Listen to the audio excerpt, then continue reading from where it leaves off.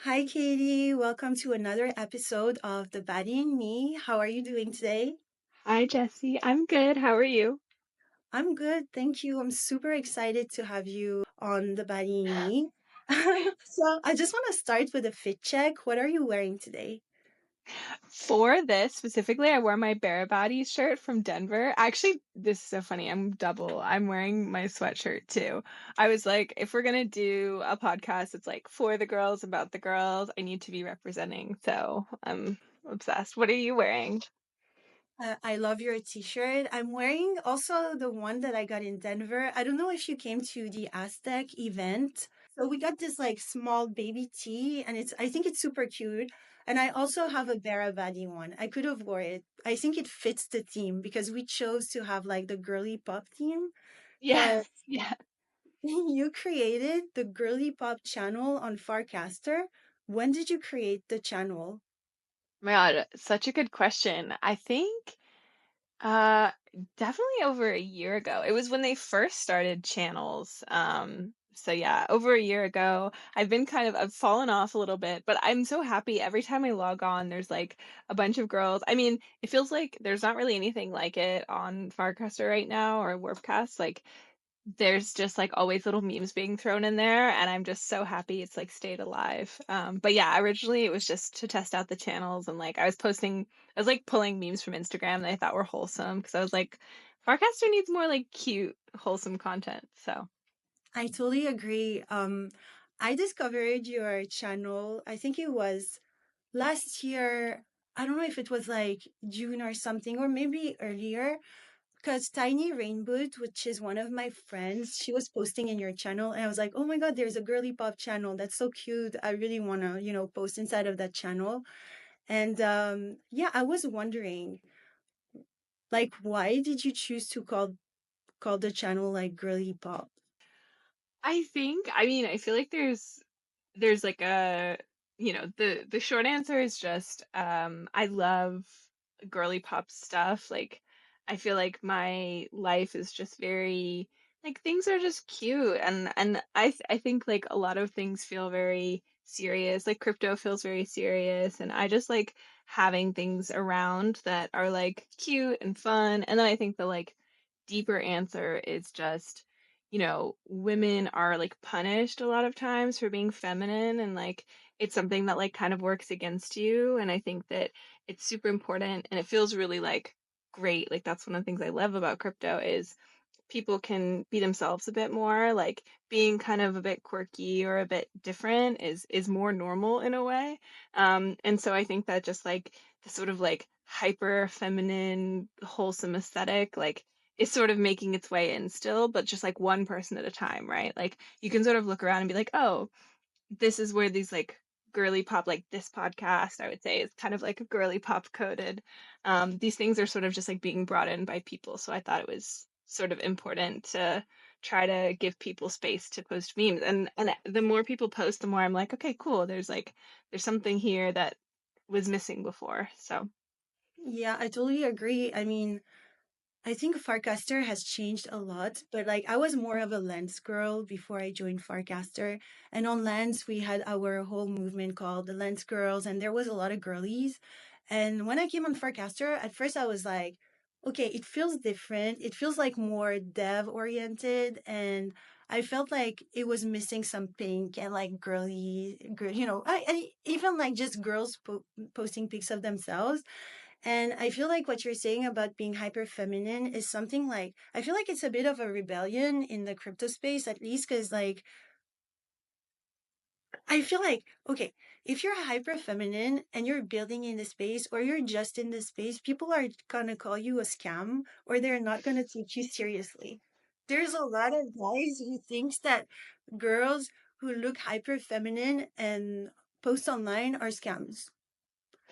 I mean, I think it's this really challenging thing where scammers do use like feminine and like especially like sexualized women, and I think that's where I try to get girly pop to be like more wholesome. Like there's nothing wrong. I think like people should do whatever they want with themselves and how they portray themselves, but like I do think that there are a lot of scams. And so it's kind of like, okay, you can't write everybody off just because it's like there's like a girl telling you to buy something. It doesn't mean that she's gonna like rug you. Like that's ridiculous because that would mean that there's no female devs, which is false, and there's no female-led creatives or projects, which is also false. And so it's kind of like, okay, the representation helps to add some nuance to the conversation, I guess. But yeah, I agree. I think it's an interesting thing. I mean, it's also kind of like it goes back on itself a little bit. And what I mean by that is like I feel like there's women, and I would say that like Soul Prince, or I guess her name is now is like Meme Maxi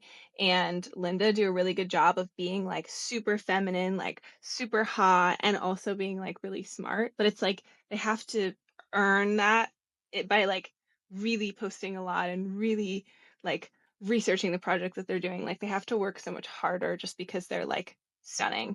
And that's kind of annoying. And so hopefully Girly Pop like helps to make that a little bit less of like a crazy thing that someone can be like beautiful and hot and dress however they want and also like smart and have something valuable to contribute.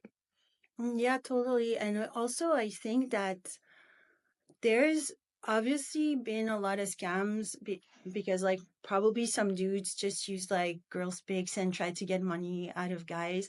But there's also the opposite of like guys who dress up in suits or be like hyper muscular and but I feel like when it's guys, they're always cool and they're always heroes until they become like scammers. And then people are like, oh my God, they rugged everyone.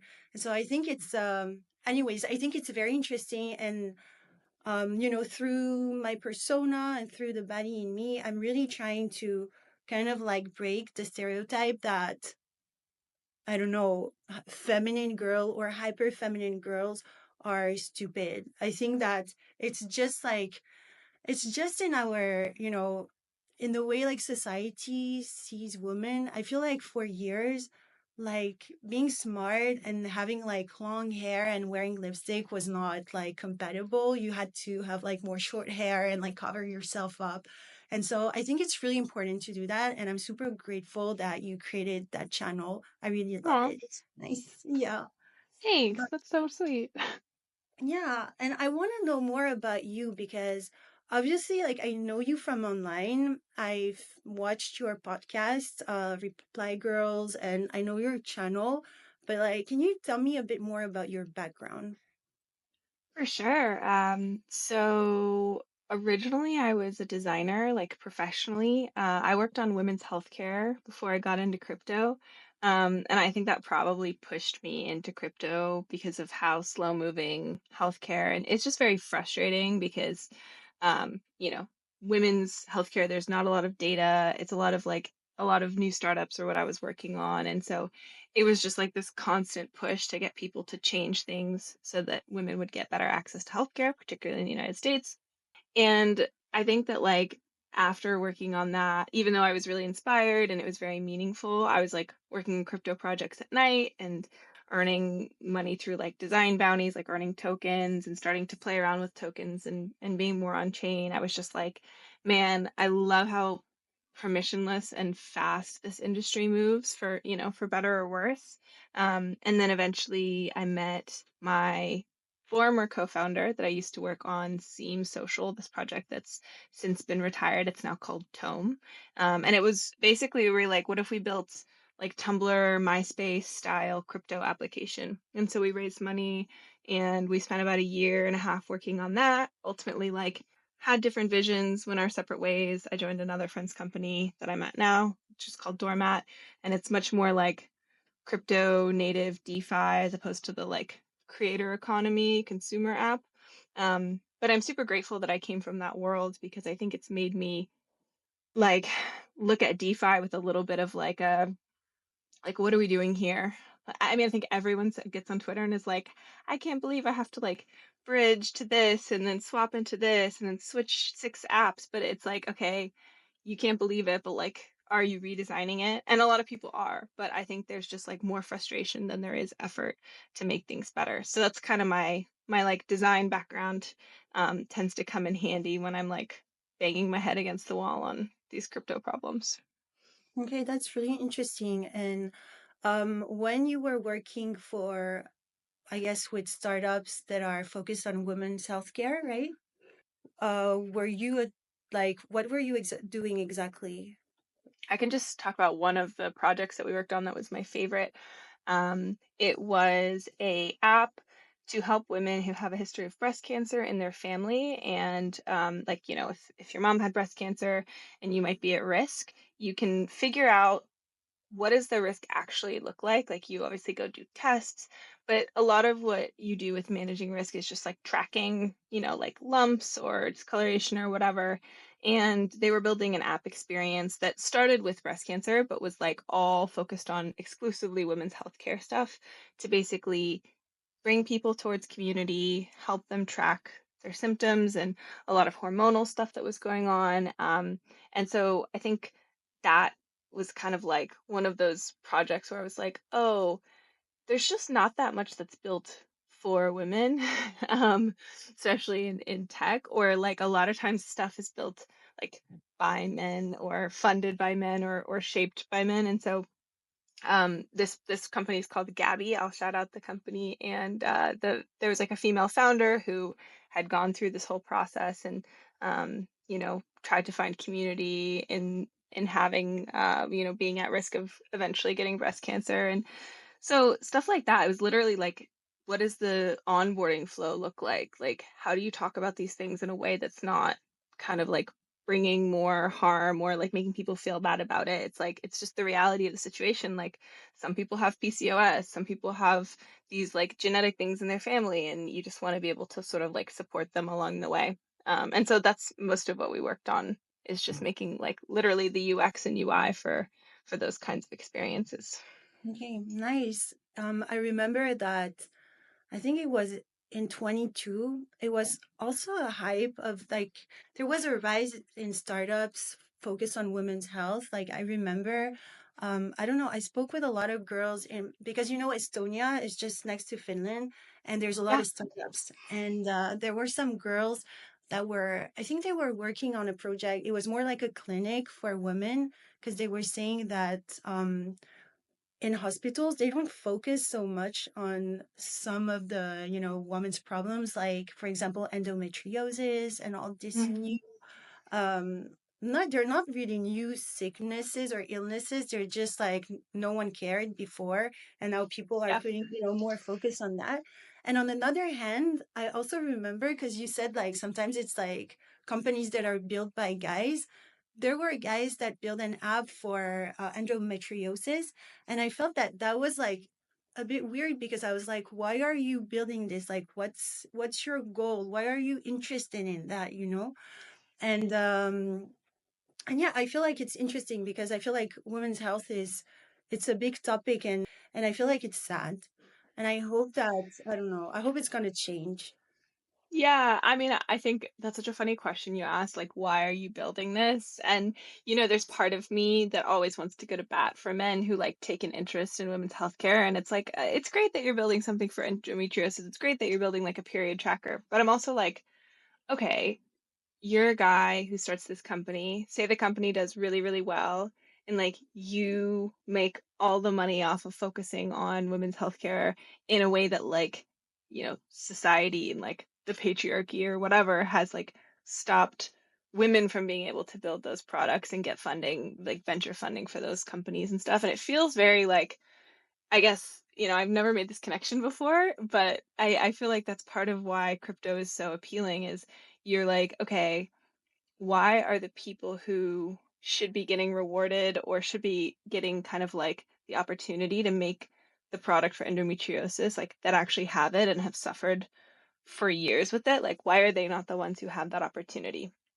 And I think in crypto, a lot of the time, it's like, I mean, it's purely financial, but you do see people who would never be able to build financial systems because of the way that traditional finance works or the way that the world works, even like access to markets, getting to actually like build things for themselves and people who haven't had access to that. And like, it's not perfect by any means, but it does give people the ability to like have the problem and then build the thing and then actually get rewarded if that thing is really successful.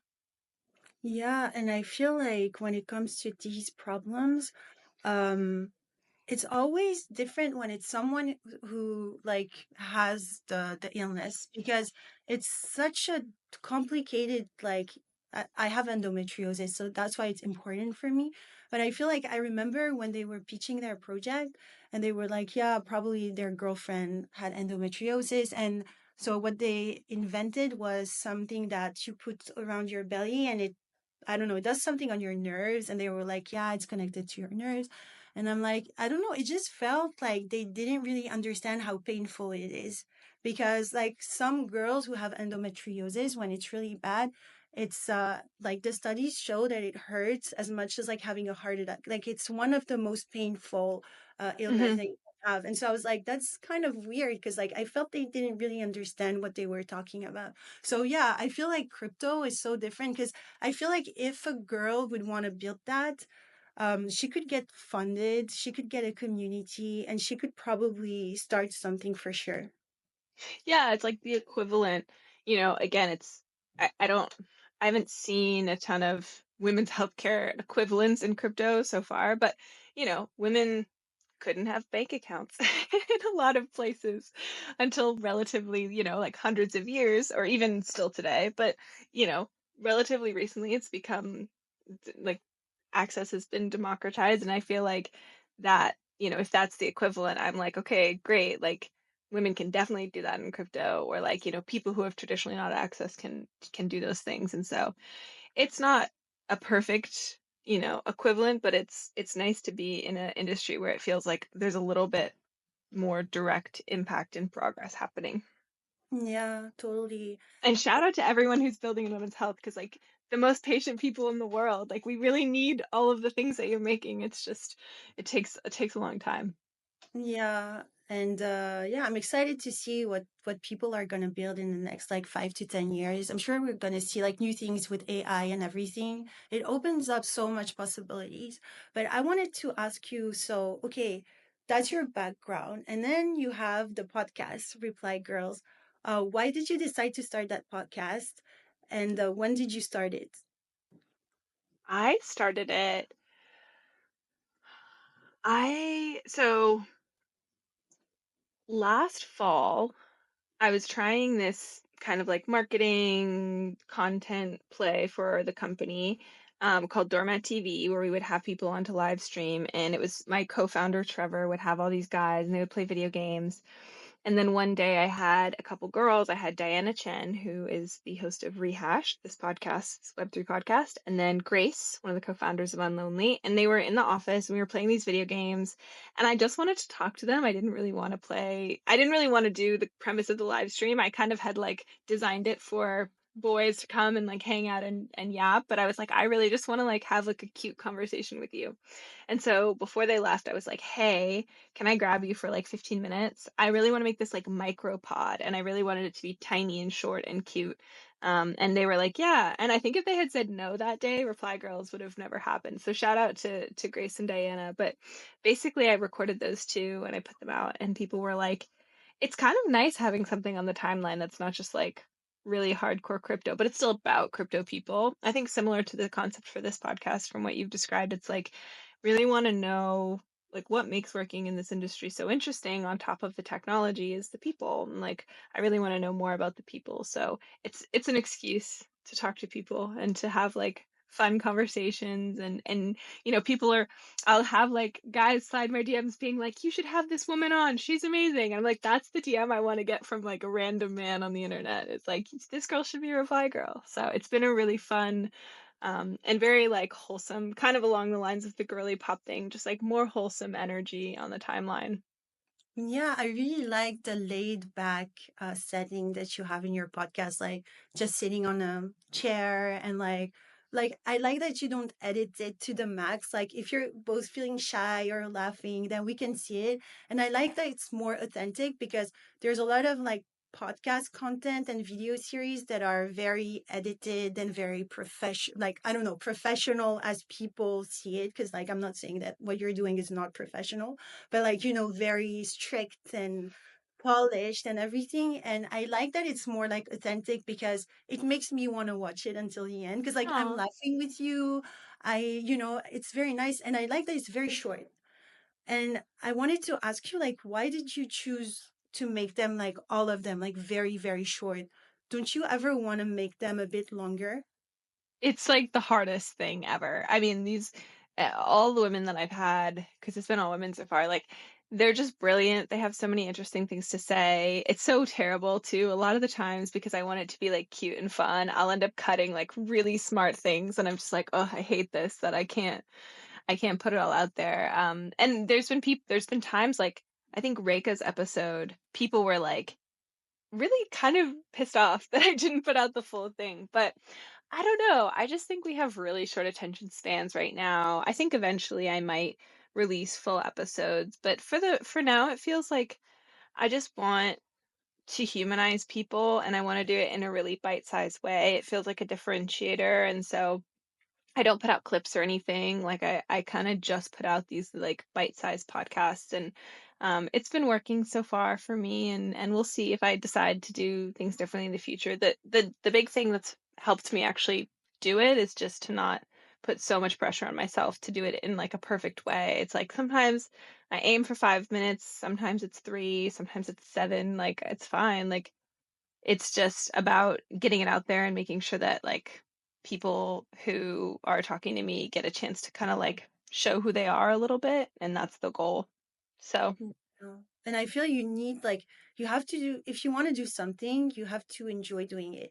Like I remember a couple of years ago, I was doing this podcast with artists and I was like recording every week and I had to edit it every week and it was too much. And then I kind of lost my passion for the thing because I was like, it's not something that I want to do. It's something that I have to do. And I want to say also that I think it's genius that you're doing this like super short podcast because as you say, we live in a society where we're over connected. Like sometimes like I don't know if you do that, but sometimes I'm like watching TV and I'm scrolling on TikTok. Like we're doing 10,000 things. And as I said, your videos, I watch them from A to Z. Like I watch them like oh, I watch the whole thing because it's like, it's not so long and I don't have to if it's long, I need to like cut it and then come back. So usually when I'm watching like a video that is very long, I would do something at the same time. I would just put the volume up and I would like do the dishes or wax my legs, whatever. So I think it's really cool. And actually also I think it was like about 2 weeks ago. I saw Ted on Farcaster. She was talking about your podcast and she was saying that it's really cool that you've introduced this kind of like very short form of podcast. And it actually made me, rethink about my own podcast. Like I was like, it's true that like maybe, having something shorter could be also, easier for people to watch. I mean, I think that's most people do clips, it's like I think it's just like I'm just only releasing one clip. So I feel like you can get the same thing if you're just like, here's some tidbits for people. But I Yeah, no, appreciate what you're saying. It's very sweet. no, it's very nice. And I was also wondering, like, why did you decide to focus only on women for Mm, the podcast? Because I good guess that like question. all of your guests are gonna be women, at least for now. Yeah, so I'm currently working on figuring out like season one versus season two. So I have really enjoyed doing it. I think I've released about 14 or 15 episodes, but I've recorded over 20 just because I had so many at East Denver that I did, and I've continued recording since I got back. And actually, I did start talking to guys, and just kind of also being like, when I would have conversations with the reply girls, like the women that I was having on, I was kind of like, do we think it needs to be girls forever? Like, just kind of asking people. And I think the big thing that I'm excited about is I do think I'm going to start inviting men on more and more. I think I'm going to like close up season two and officially like launch, or sorry, close up season one and officially launch season two. And I think the big thing is I feel like podcasts are inherently kind of male coded a lot of the time, especially when you're talking about crypto. And I just really want to make all of these sort of like reply girl men that come on be kind of like in their feels, like if that makes sense.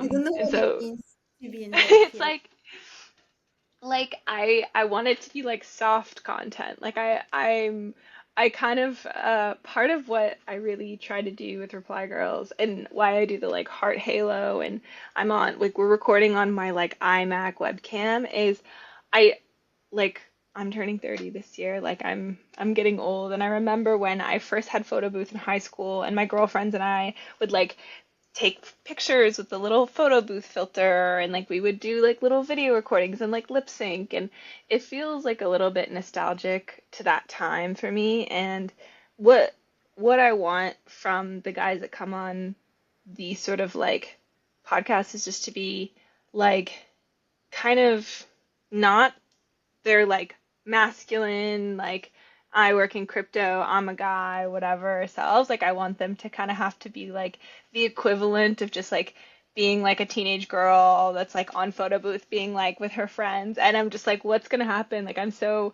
the only guy that I've recorded with so far is Louis from Luxo and he has so much of that soft energy where he's just like, what are we talking about? Like, what are we yapping about? And I'm kind of like, I want all the guys that come on to kind of have to like come to that place. Like, I feel like we go to like their context a lot, like booths where we're talking about like a demo of a thing or I don't know, like hackathons. It's like I love those places, but it's not cute or like wholesome. It's kind of it's like you kind of have to like put on a bit of a posture and I'm like I want them to have to come into the cozy context and be like, "So, like what's the tea?"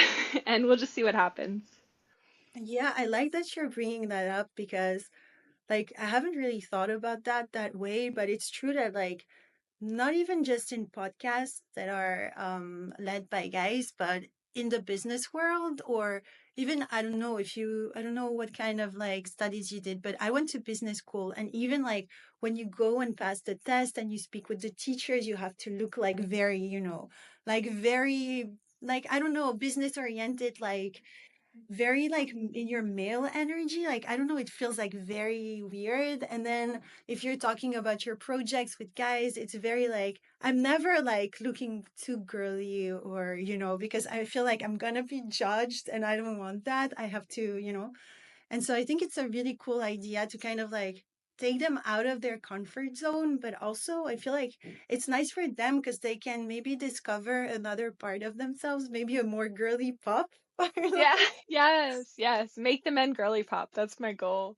I think they love it too. I mean, I really believe that everyone has masculine and feminine energy, and I think that's why we can go into spaces that are more like masculine coded and be like, professional and clear and kind of like take the emotion out of it and whatever you see is kind of being more in that role and then we can also switch back into being a bit of a softer version and I think that men do that too. They might just do it only with their girlfriend or with their mom or something, you know what I mean, like someone they feel really comfortable with. So I think that's part of it is just making sure that um the guys that come on, they understand that there's like an expectation that they're not just like talking and yapping over like talking over. I mean, not that I think those guys that will come on would do that, but they need to kind of like keep it in check but also soften a little bit is the goal. Yeah, and it's so true. Like for having guys in my family, it's so different, like how they interact with their friends and when they're home and they interact with me or the mom. It's like they're like completely different people. And sometimes I'm like, maybe you should also be like that with your friends. It's a nice part of you, You're so chill and I don't know, it's so It could be fun. fun. Yeah, try it out. Yeah, I think that's like a really, it's a really fun part of doing this. Like, I'm sure you have a way that you sort of want people to feel when they come on your podcast and like based on the questions you ask, based on, you know, where you sort of take the conversation and how you sort of like even choose guests. Like there's a certain thing that you're trying to produce the feeling. And I'm just like, I don't want to change anything about Reply Girls, but I'm open to having men. So Okay. they come into this space and they can like do what they want with that, but like it's kind of like I want the feeling to be the same. Nice. I'm really looking forward for these like episodes. I'm sure they're gonna be so cool. So like the evolution of Reply Girls, the way you see it is like you're gonna continue in the same format, but you're also gonna interview guys. And I was wondering, like, how did you also come up with that name, Reply Girls? Because it's very like crypto focused. Yeah. Yeah, yeah. I mean, I spend a lot of time, like as we all do, on crypto Twitter and other platforms. And I think that the thing that is, you know, most fun to see is like how people interact. I think reply girls get a bit of a bad reputation sometimes for being like, I don't know, not necessarily like negative or critical, but like kind of just yapping and like not providing a lot of value. But I really think that without the interactions and the things that make crypto human, it would just like be so technical and so boring. Like I want space for people to have very specific intense opinions about things, and then I want the reply girls. Like I want the Girlypop channel. Like I think that it might not be that that's your thing, but there's probably something non-technical and not related to crypto that you do want to see when you're scrolling through your timeline. And so I just think it's about making space for the kinds of interactions that like make it feel less like technical and serious, if that makes sense. Yeah, it makes a lot of sense because, also like it's been years since people are saying we have to onboard the next billion people. And how do you do that? Like, the next billion people, they're not all interested in like the technical aspect of crypto. They're also interested in more like, I don't know, entertainment or lifestyle stuff or just like yapping or whatever. And I think that creating content that is relatable is the way to, bring the next generation of like crypto people in crypto for sure. So I Yeah, think it's really good that you're doing that, and I love the name, and I think it's very important. Like when I ended up on Lens, I remember that there was a lot of dev talks, and I was like, I don't understand, and I don't want to understand. Like, and so I created a brand called Jessy Fries, and it was just posting memes, around being a girl and loving fries, rating boys. So I would be like, oh, he's a 10, but he prefers his mom's spaghettis over fries, so he's a -10. And so I think, and people started loving it, and that's how I became like, I grew on Lens, and I think because like the majority of people is looking for entertainment and things that are relatable, and also a way to have a discussion that is like beyond technical. totally, totally. I would even say like probably most of the people who care about the technical parts of crypto have been onboarded already, or they heard about it and they were like, I don't really care that much. I'm less interested. I'm gonna go work in AI. So then the rest of the billions of people are not gonna come because like there's some novel ZK proof essay on Twitter. Like I hate to say it, but it's gonna be because they like think you're funny and they think they also love fries and they're like, "Oh, who's this other girl she's talking to?" Like that's more likely to attract someone I think at this stage than some like breakthrough. And that doesn't mean the technology isn't important.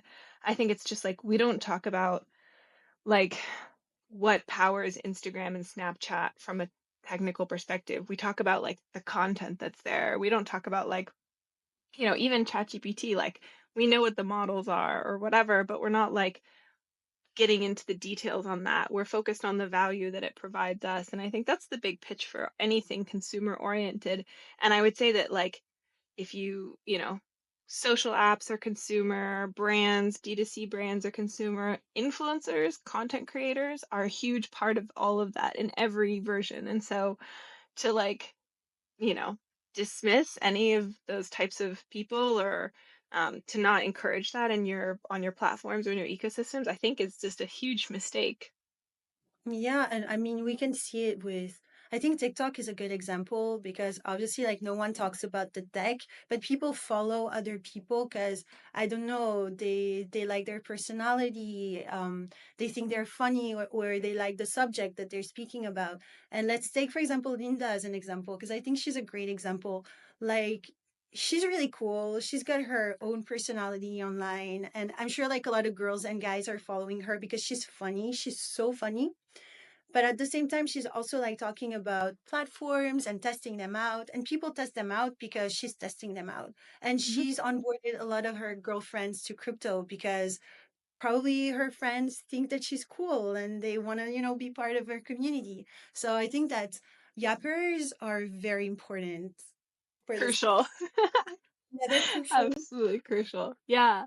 Well, I was gonna say, like, how I mean, I was saying this to Diana actually when she was on Reply Girls. I feel like bringing an influencer content creator playbook to crypto is kind of novel because content creators take their work super seriously, right? Like if you're putting out a podcast regularly, you're producing it and doing all the stuff, like it's a lot of time and energy. And I'm curious, like, what, if I can ask you a question, like has kept you in crypto and like excited about these types of platforms as a creator? So for me, it was like I started in 21. So when the hype came, with the Beeple and everything, I started more as a collector creator. And then it's really when I ended up on Lens that I understood that there was an opportunity because I was like one of the first, in the first batch of creators. And I was able to create a community really fast doing the things that I love. So as I said, like posting memes, art, all types of funny content. And I was also getting money out of it. So I created, how do you, a token gated community. People were buying my memes. I got like airdrops. And then I thought like, it was like, I'm 34 now, but like back in the days, I was 32 and I've always had this entrepreneur background, and I never made so much money. And so I think like last year I was able to make a good salary only from selling my content and also like airdrops and being like early on Lens and Farcaster. And Hmm. so that's what kept me because I noticed that like people were vibing with my content and I was able to create a personal brand just doing the things that I like. Because on TikTok and Instagram, it's like much harder because it's kind of late. Like I'm so late to the game. And like if I wanna become big, it's possible, but I need to like have a much, stronger strategy. And so yeah, I feel like there's a lot of opportunities for creators, but the problem in Web3 is that everything goes so fast. So maybe a year you're going to be like at your best. And then the next year you're just going to feel like there's no more opportunities and like no one cares about creators anymore and this and that. But I guess it's just like I feel like when you're able to create a personal brand, then you're able to monetize. Because like I had a platform reached out to me for creating content for them just because I was like playing the role of Jessy Fries online. They were like, "Oh, my boss like really vibes with your persona and your content," and then I thought that okay, that's my strength. It's exactly the persona that I created online, and I need to push that even further in the space so that I don't know, so more people know me. But it's also hard because like on Twitter, it's not that big, the crypto community, but it's still very hard, especially when you're not from the United States. I feel like it's even harder because like I don't know, it's a group of people who know each other and they go to all the conferences and like when you come from far away, sometimes a bit different. I don't know. Hmm. I No, don't know if that totally. answers your question, but yeah. Yeah, I mean, I think it all boils down to like there's a huge advantage to being here as a creator now, particularly if all of these platforms are as successful as we hope that they are and they become, I mean, between Warpcast, Lens, and I guess, I mean, Twitter's already huge, but like one of the new kind of content oriented platforms should get to a point where if crypto does its job, where like the original people there get rewarded for being early in the same way that people who are like farming some obscure DeFi like Ponzi-nomic scheme get airdrops for being early. And it's funny. Well, it's interesting. I don't know if it's funny, but it's interesting to me looking at like, okay, everyone like this, these. ecosystems, this industry is very explicitly financial in a lot of ways. Creators are promised rewards and given rewards for coming and making content. And when I think about how much like more work and time and energy it takes to cultivate a persona, to make content, to build community, it's really hard work.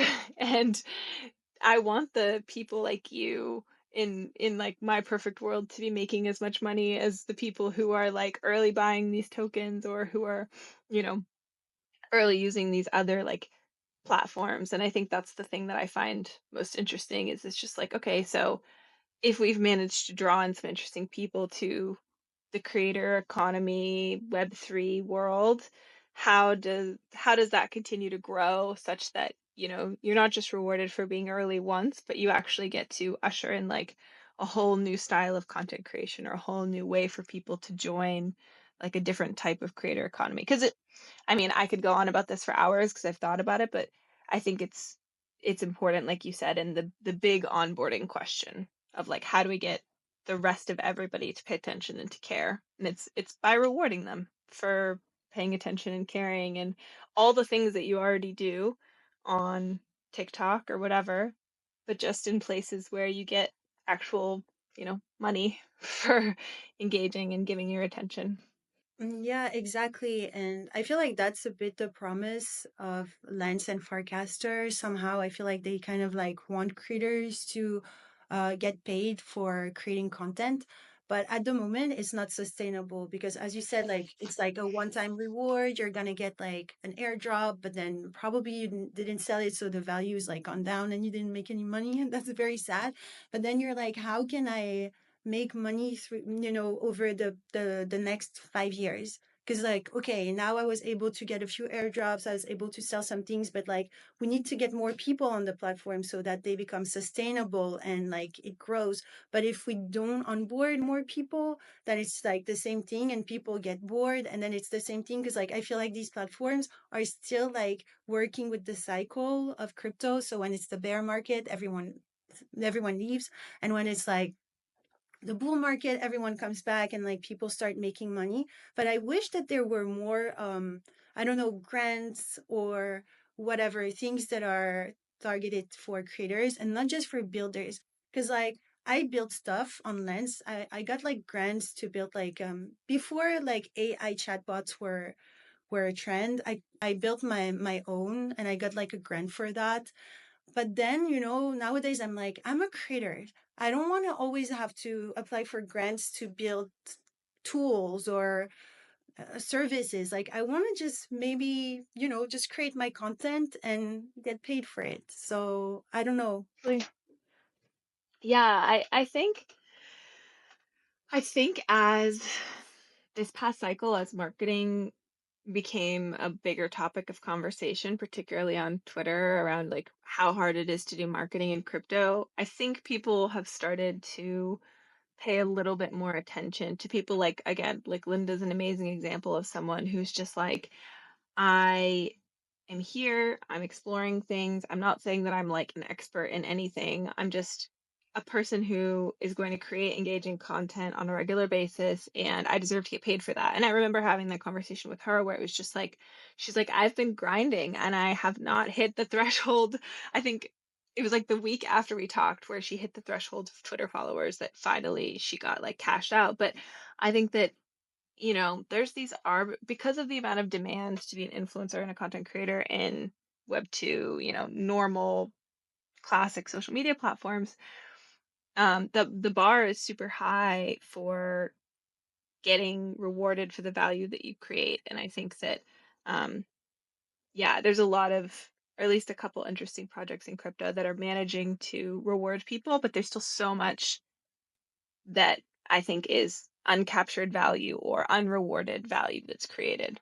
So I'm people like you, I mean, especially creating the persona. I think we didn't even talk about that, but that's a really interesting aspect of your brand that I think like a lot of other people, like everybody has a slightly different brand for online, but yours is very specific and it seems very intentional. And that's also something that like lots of people do that in Web 2. Lots of people do that, but not a lot of people have done that. Almost no one else has done that in crypto. So Mhm. like there's like lots of opportunity to bring in these ideas, and I think it it just creates really interesting outcomes. So yeah. Yeah, and I think like as you said, it's just very new and like the rise of like content creators in crypto is just it's just like it's just really new. And so I wanted to ask you because for now it's like what I've seen, it's mostly like people who create like content probably for apps and or just like entertaining content. There's like these influencers that I'm following, and some of them are doing like a great job. Like they also have a persona and they just do like they promote stuff in a super girly way, and then you're watching it and you're laughing at the same time and you're like, okay, that's genius actually, and they're doing a great job. But how do you see content creation evolving in the space in the next like 5 to 10 years? Do you think that it's just going to be the same as what's been happening in web 2, so like a lot of short videos and I don't know, maybe AI generated content? Yeah, I have some, I have a few friends working on interesting AI content things, but I also think that part of what, people like you and I are kind of hitting on when we talk about like girly pop is people have a really good sense of AI and what AI slop feels like. And I think it's entertaining to an extent. And then you're like, okay, it's like eating sugar or something. You're like, okay, I want like some gummy bears. And then if I eat too many, I'm going to feel sick. And like, I think that as more of that type of content populates our feed, there's going to be a push for more authentic humans to be creating content that feels human. So I think that's something that I would throw out as a prediction, just like the sort of demand for content that feels very human. It feels like it would have been very hard for AI to create this specific type of content. I think that'll be big. And then I think my hope is, you know, you mentioned Aztec and the ball that they threw or the gala, I forget what the name of it was, but they had an event where they had like the chip snails. They made cool merch that people actually want to wear. Bear Baddies is another one. Like there is a connection being made between for on some teams where they're like, if I make discovery within my ecosystem interesting to people who are not just like the classic dev or the person who's trying to be early and like farm all the projects, but sort of a more like normie user. If I make it interesting and I can like put human faces behind it, get people to make TikTok content about it, break out of the Web3 bubble, I think that's like I'm hoping that the demand for that stuff goes up because I think that it makes working in crypto more interesting when there's like people that I haven't met at every conference who actually come because they're net new because we broke out of our bubble and created some sort of content to be able to capture that audience. Yeah, and I think what you're saying is very interesting. Like it was called the Ethereum Ball, and I think it was very nice because they invited a few girls to create content for that event, and I was one of them. And I posted the video also on TikTok and Instagram, and I got a lot of engagement. And people were like, "Oh, where was that? It looked super cool. What were you doing in Denver?" And like people started getting like more interested because they see you kind of like traveling, going to these cool events, and they're like, oh, what's Aztec? What's this? And so I feel like we need more, like, I think like projects, if they would be smart, because some of them have a lot of money, they could test it out, hire a few like content creators and get them to come to their parties, create some content that is a bit more entertaining and see how it goes. Because I'm sure that like if we have like more and more of this kind of content, it's going to attract like other people because people are curious. Yeah, 100%. Yeah, I think even, those are, I like frame those as two separate predictions, but they're kind of the same, right? It's like, how do you make technology that's sort of all similar more interesting? Is it's like you attach people to it, you attach humans and brands to it.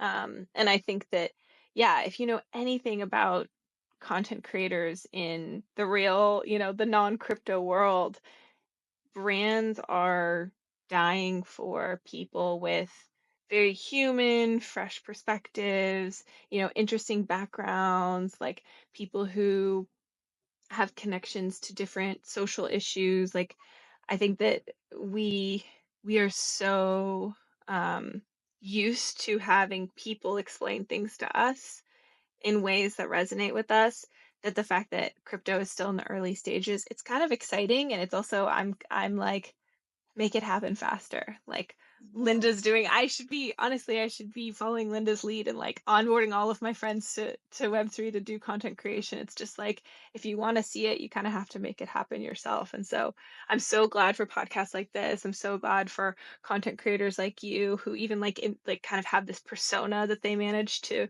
cultivate. Like it makes it just like actually interesting to log on to Farcaster and be like, what's going on? It's like, oh, there's like fun memes and it's not just, I don't know, someone talking about their latest thing, which is good too, but it's not Yeah. it's not And also, enough. no, but for sure. And I think what you're saying is very interesting because, like, through the years, people are less and less interested in seeing like business like promote themselves, and they're more attached to influencers. So I was like recently I was checking, I don't know if you know Esther Exposito. She's like a Spanish actress that is very famous now, and she's the face of Desigual, which is like a clothing brand, and they're getting like a lot of views like on their TikTok videos. They created a campaign called Not a Doll, so very feminist, and they're using, of course, like this actress as their face. And I'm gonna buy clothes from this TikTok because I'm like, it looks amazing, and I love. I'm a feminist, and I love the storytelling behind it. Yeah. Yeah, it's I mean, it's very like I think and not to be, I guess, bring up the sad point about AI, but I think that, a lot of people's jobs are going to be replaced and people are going to have to upskill. And I think one of the few things that people are still really good at is like selling, sales, marketing, branding.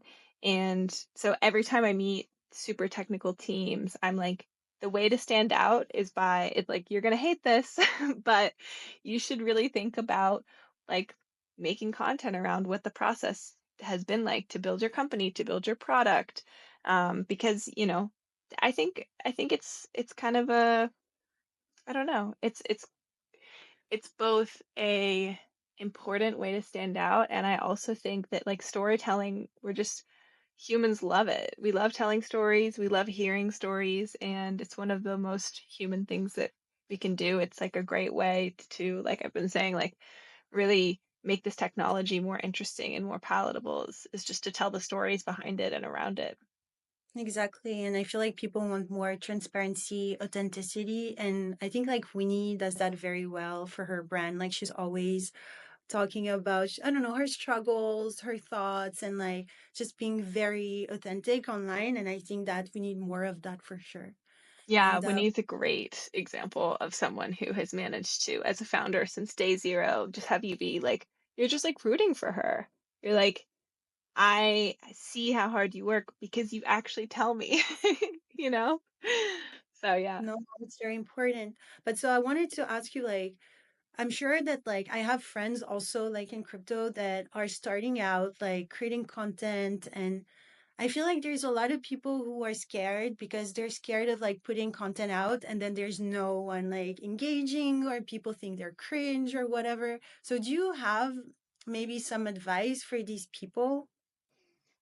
It's so hard. I mean, I think the best advice I've heard is just try to find groups of people who sort of think and feel similarly to you. Like that was what I really loved about Girlypop on Farcaster and it being one of the like earlier channels was like I found all of the girly pop women on podcast. So there was like a magnet. And so I think that's the beautiful thing about content is it's like there all the time instead of having to go to a conference and like talk to every single person and tell them who you are and what you think, you broadcast it. And there's pros and cons to that. You sort of have to be ready for people to maybe not agree with you. But if you find a group of people, at least a few people who are think similarly to you and kind of want to engage with your ideas or you're offering whatever that is content in a meaningful way, I think it makes the journey a lot easier and it lets you be yourself faster. Like you get to that point where you feel comfortable expressing yourself a bit faster too. Yeah, totally. I think also like joining communities is always a good thing because I see a lot of girls, for example, in Baddie's Telegram, they create content and then they share it and like the girls are interacting. So I think it's also a good way to get support. And obviously I wanted to ask you, do you like fries? And if you do, what's your favorite sauce? Oh my gosh, I love fries. That's so tough. I mean, I ketchup is the classic, but I do love like a good mayonnaise too. Or like a cheese sauce. I don't know if like a queso. I don't know if that's very American, but one of those three. I like a you know what I like is I like a sauce like a sauce tray. Like I love options. Big on optionality. So I love to have like a few options. Yeah, and also like when I tell people in the US, usually like on Farcaster, because I'm always like asking what's your favorite sauce, and I say that mine is mayo, and they're like, "What the hell? Like that's disgusting. We don't eat that in the US. Like we want to have something more spicy and this and that." And then I was like, I didn't understand that this is maybe more like a European kind of Mhm. sauce, maybe like because French fries originally come from like Belgium, so maybe like Belgian people use mayo. I don't know. Yeah. I No, think I, so. I think I think it's more European for sure to do mayonnaise. I just think it's like well, what people don't know is like aioli is like this type of sauce and that became very popular in restaurants. Like not even it's not even there anymore. It's like a while ago. It's literally just mayonnaise with like truffle oil or I don't know, garlic or something else. And people are like, "Oh, I love aioli, but I would never have mayonnaise." I'm like, you guys, I have bad news. It is the same thing. You are you are It's eating the the same same with thing. garlic. Yeah. Yes, yeah. So it's just funny because I feel like, it's so cultural. I think ketchup is like Americans are like very attached to ketchup and fries for some reason. So we'll just Okay. I mean, yeah. it's the classic. So, It is. and It is. yeah. So I have a last question for you. Okay. I wanted to ask, so I usually like ask guests who I should invite. And so I was wondering, like, what are your favorite women-led projects or creators at the moment? Such a good question. I will tell you two. One is someone I want to connect with that I haven't yet, that I'm trying to find a way to get connected with for Reply Girls. She is I think the CEO or the founder of Drift, which is this like DeFi protocol. And I think the other one that I would say in terms of recommendation for this podcast would be, hmm, gosh, so many. Have you had Grace on yet?